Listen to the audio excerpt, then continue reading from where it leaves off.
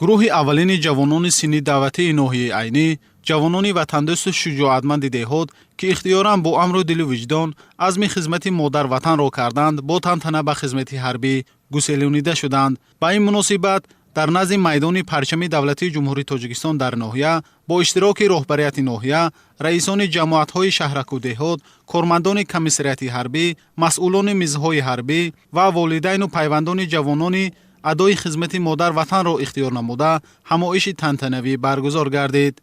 ضمن سخنرانی‌ها ابراز گردید که امروز قوه‌های مسلح جمهوری تاجیکستان از لحاظ تامینات مادی و تکنیکی، قدرت و مهارت حربی و نظام هیئت شخصی از سال‌های پیشین افضلیت دارد و ما افتخار از آن داریم که جوانان ناحیه عینی نیز در تامین صلح و آرامی و امنیت کشور سهم نظررس گذاشته ایستادند.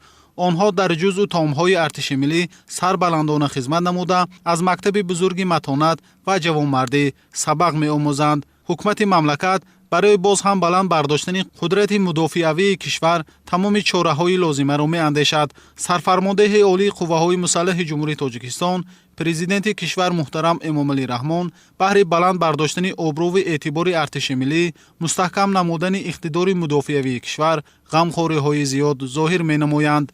گفته شد که برای نسل جوان یکی از مهمترین مکتب آب خدمت در صف قوه‌های مسلح مملکت میباشد.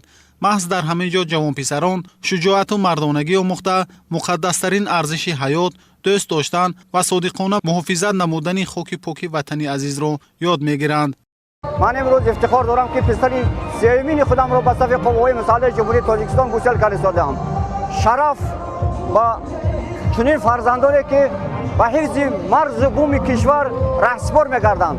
شادی خرسندی فرزندان ما امروز حد و کنار نیست، چون که به حفظ وطن مادر می‌روند. مرز بوم ما را امروز فرزندان ما حمایت نکنند، پس یگان بیگانه آمده مرز بوم ما را حمایت نمی‌کنند.